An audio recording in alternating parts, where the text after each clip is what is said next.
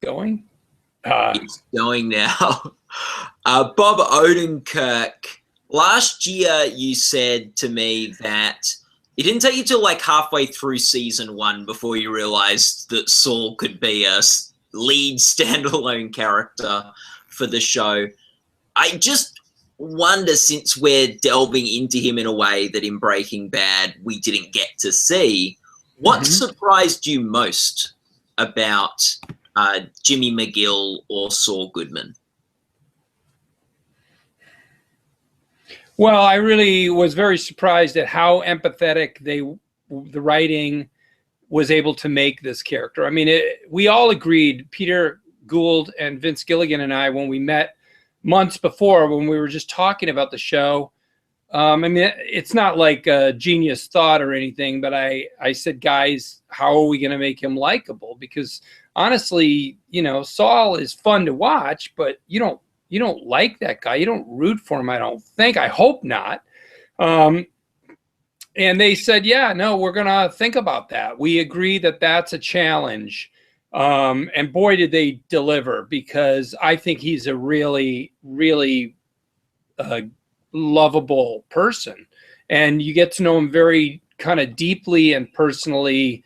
You see his childhood and some of the big things that carved his soul out. And I don't see how you could not like this guy and what he's going for. I think the other thing they did in that challenge was they made him more universal. I mean, he's a very distinctive character.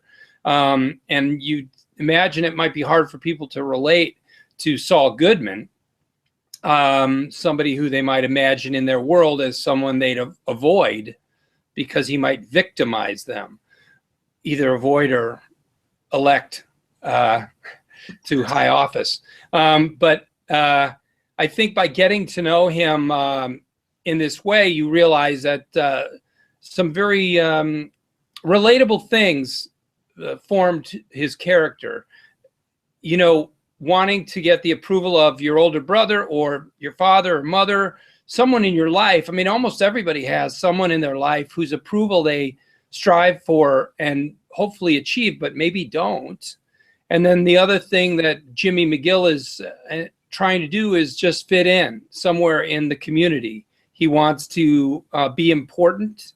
Obviously, he wants to make a living, but he wants to matter. He wants people to say, you're good at what you do, and we like it. And he's just had the hardest time doing that. And I think that's a very common journey that people can relate to, is a feeling of, I'm good at something. I know I'm good at this, but I still haven't found the best place for myself to be important and to matter to everyone else. So Peter and Vince did this with their writing and with their imagining of his life and the way they presented it. And that was the hardest challenge I thought we had, was to make him likable. Now, we've seen him this season become bridging that gap to Saul Goodman and who he becomes in Breaking Bad, I think, even more. We've seen him do an ad as Saul Goodman now. We've seen probably more a bit of a darkness this season than we've seen from him previously in the show. What gap do you think there is still between where Jimmy McGill is now and where Saul Goodman is when we meet him in Breaking Bad? Well, Saul Goodman feels like a free radical. He's out there doing damage. He's a mercenary. He's taking what he wants for himself. He is not in any way trying to, his math is very simple. Does it benefit me? And how can I use whoever I'm talking to benefit myself? So Jimmy is not there yet. I mean, he still cares about Kim, played by Ray Seahorn. He actually still cares about his brother at this point, and still has the tiniest thread of hope that somehow there can be some mutual understanding they can reach. But when that shit's gone, when he has cut himself off from every other person he loves and no longer desires to be, a part of a relationship, really, that's when he'll be Saul. I mean, Saul is really on his own, I think. Do you think that his relationship with his brother and his desire to have a connection with his brother is a weakness of Jimmy's or a strength? It's a strength. Yeah. I think, you know, it's a sad day when a person really cuts themselves off emotionally from the people around them. And sometimes people need to do that for to protect themselves. But in Jimmy's case, I think he's getting hurt over and over, and he's getting disappointed over and over. And sometimes people learn the wrong lessons from life. You know what I mean? You want to try to learn the right lessons. You know, there's numerous lessons you can take from any bad experience. In this case, I think this guy does a common thing for human beings to do, which is he learns the wrong lessons, which are don't ever care about anyone else and don't ever trust anyone and never think of anyone else, is kind of what he carries over into becoming Saul.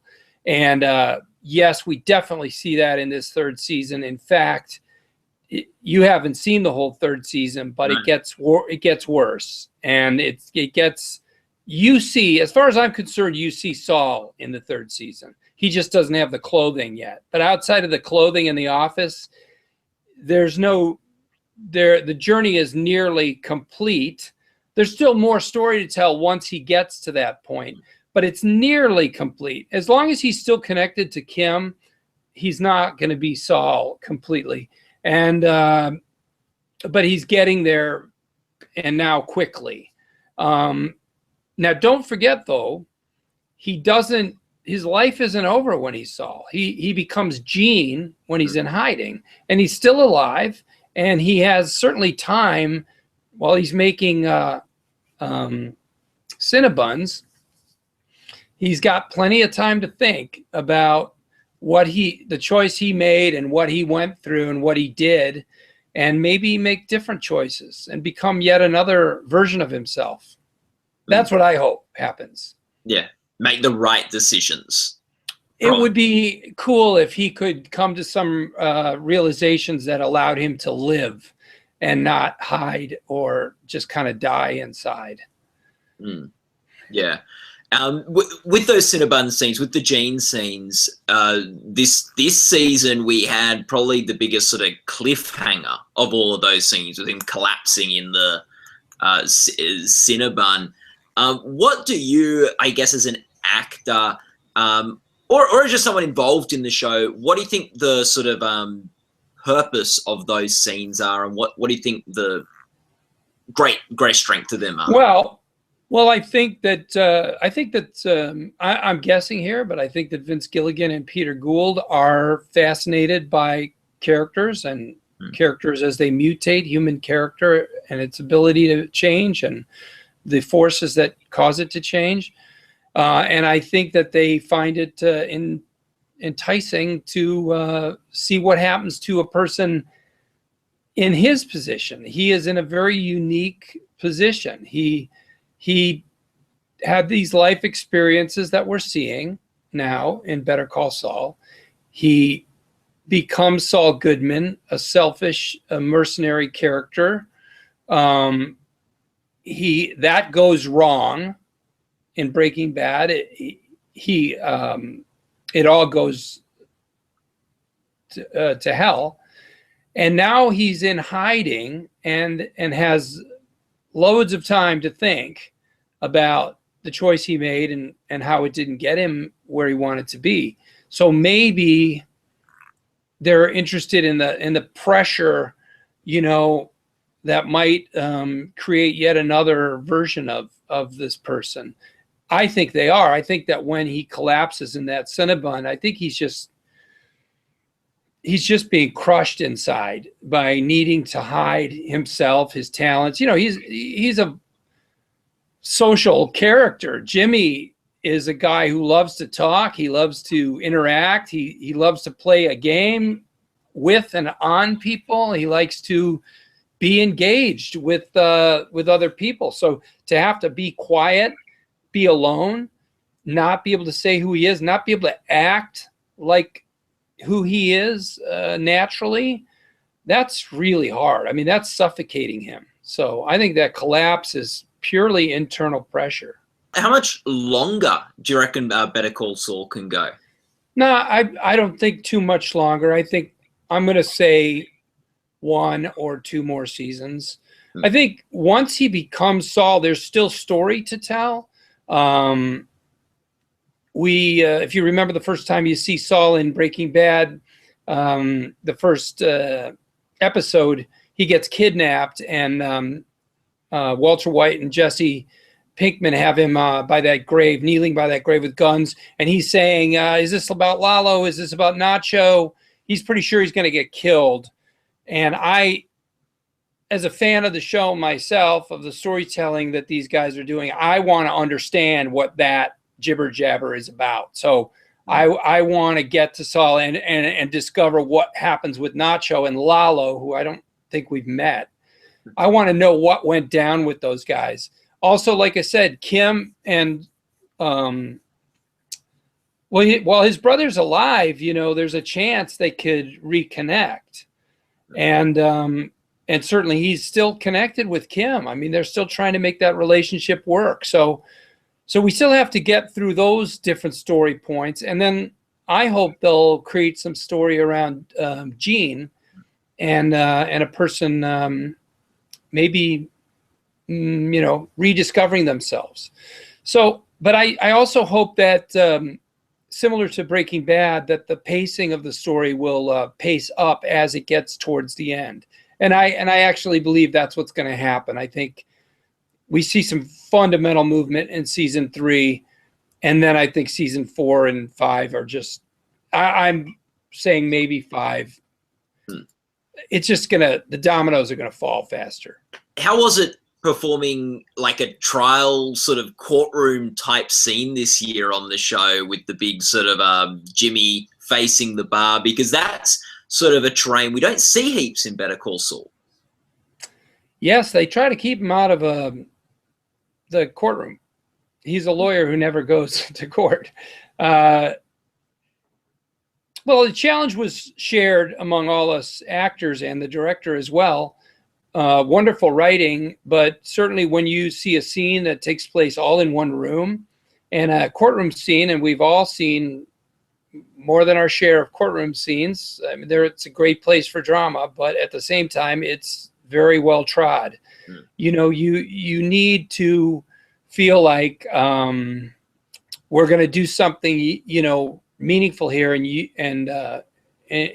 involving. So it's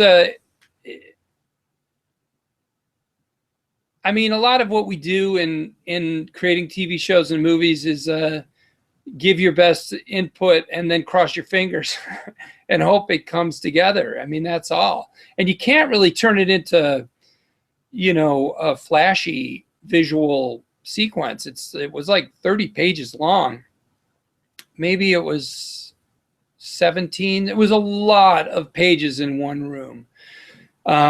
But you just have to do it as honestly as you can and hope that it's compelling. And I feel like people really liked that courtroom.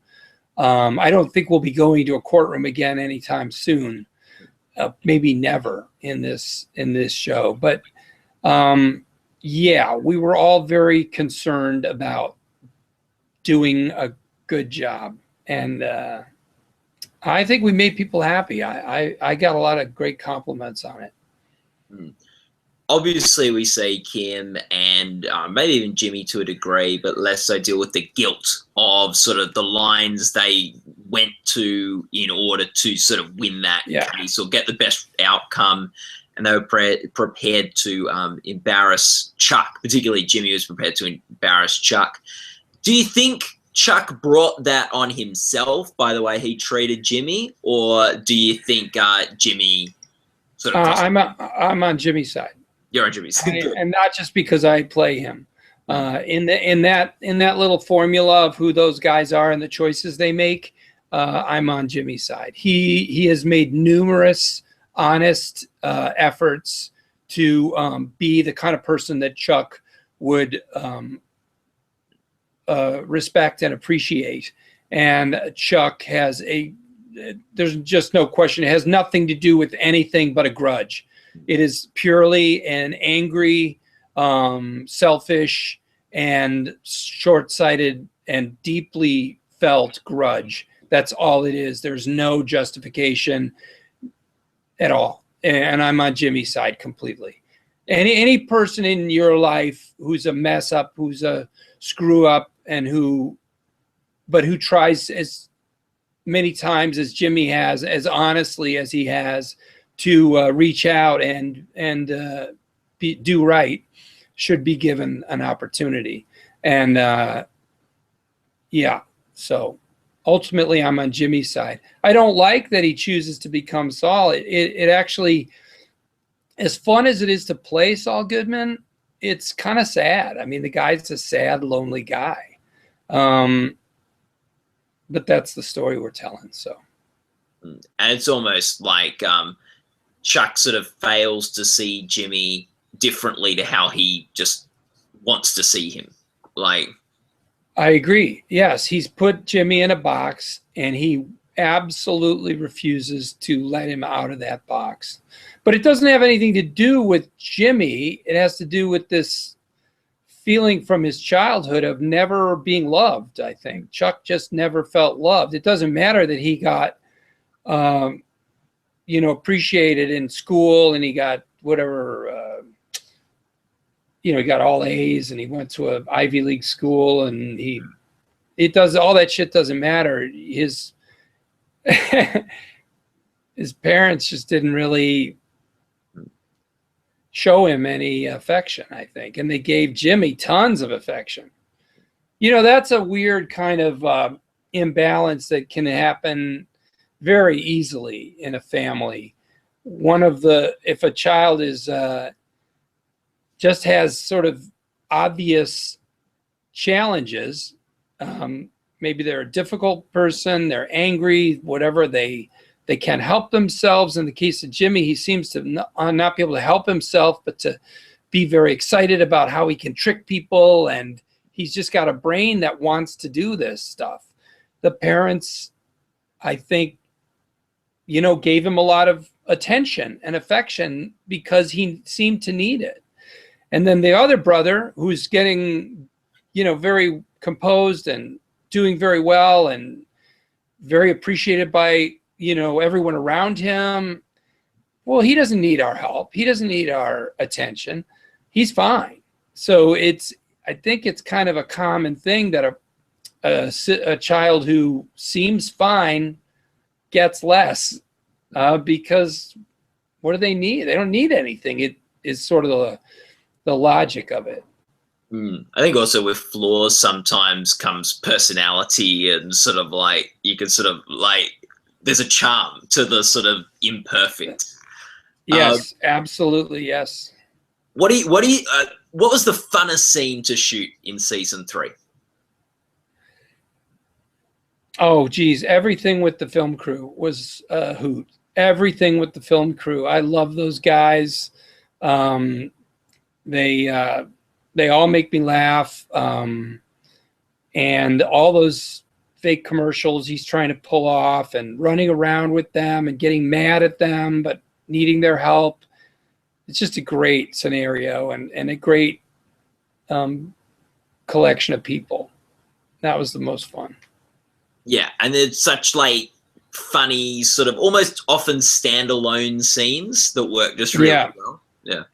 Yeah, and also they're kind of almost pure comedy. There is obviously story in them, but there's only the slightest thread of story. And of course, that is something that, in the way in which our show is unique from Breaking Bad, that is certainly, I think, a distinctive way that one of the many ways we're different. But I believe our show has this ability and the freedom given to us by our audience and to go ahead and indulge a little bit and just see this character be silly, which I love. I really love doing those scenes. I mean, oh God, just running around with those guys and driving that little car with them in it is just pure comedy to me. As a viewer, what do you like most about the show? As a viewer, I like the shifting, the dynamics of it. It literally can go from that pure comedy scene to drama with really scary bad guys, to a very personal, exploration of a character or a relationship. It can do that all in 10 minutes. There just aren't many shows that shift around that wildly, have that much dynamic in them. So I like acting that, and I very much like watching it, because if I'm watching a scene with Jimmy and he's making a funny commercial in a guitar shop and there's humor in it and he's being kind of silly and stupid and I'm laughing at him, and then a minute later I'm watching Nacho struggle with these pills with these really frightening evil people around him, and then 5 minutes later there's Jimmy with Kim admitting that he's been kind of a goof and acknowledging his situation, his financial situation, the challenges to their relationship. I mean, it's really rich writing, and it's just great to be able. It's shocking to think about. I don't know what to do with it. I don't look. I wrote comedy for so many years and acted in it as well. But when I talk about it, and I talk about that dynamic variety of scenes and writing, I really become aware of how little I deserve this. How little I deserve this chance that I've been given. What? Really what are you reading at the moment? What am I reading? I would like to show you what I'm reading. Can you wait a second? I'll go get some books. All right. Here we go. Waiting for Bob Odenkirk's current reading list. But I read a lot. Yes. Right? And because I really I actually like to pop around to different kinds of books and mix it up. And I don't have to sit down and read a book straight through, although I did just read this straight through and it was so great. There's a movie, like the Jack Nicholson movie. Yeah. But this is, I think, better than the movie, I'm told.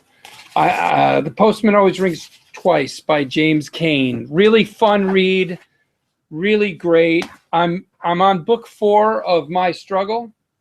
Love it, absolutely love it. Great writing, easy to read. You don't have to read it all at once, but don't read it too slowly, because each of the books has kind of a theme to it, and if you don't want to lose the thread of the book's theme. I'm really enjoying this. Just came out in paperback. Rich Cohen, The Sun, the Moon, and the Rolling Stones. But I kind of like the Stones a lot. I mean, I like the Stones and the Beatles equally. Yeah, well, you were reading about the Beatles last year. Yeah, so I love reading a rock bio, and this Rich Cohen is a great writer, and I've read about 4 of his books. Let me see which other books I've read of his, because he's just got great stuff, man. But this one's great. This one's absolutely a great one, and if you love the Stones, you got to read it. Where don't they list his other books here? He wrote a book about his family. He belongs to the family that created Sweet and Low, the sugar thing, and he wrote a book about the internal fight within his family over that. It's amazing. He wrote Monsters about the Chicago Bears, which is great. He wrote Tough Jews, which is about the Jews in World War II who fought back. Pretty great. Yeah, I mean, a lot of people are like, why didn't anyone fight back? Well, people did fight back. They formed militias and hid in the forests. And this is just great writing. If you're looking for short pieces, Ian Fraser, Hogs Wild. This guy, and these are reportage. This isn't fiction. So he's just and if you're a writer, sometimes you can really get up your own ass about what good writing is, and you can lose sight of the simplicity that really is at the core of great writing. And this guy is a master of sort of a great simple style and just fantastic writing and always entertaining. And it's short pieces, so you can read one and set it aside, read it more later. There we go. That's what I'm reading. Yeah. A good reading list, Bob. If Gene's got a lot of time on his hands in Better Call Saul, what book would you recommend to him? What do you think would be the most helpful book for him to read? Well, I don't know if he needs this now, but he should read Postman Always Rings Twice. There's no benefit once you cross the line. You immediately start to lose the second you cross the ethical lines. And I think he knows that. I think he learned. I think that's the lesson of Breaking Bad for Saul. There's no such thing as a mercenary act.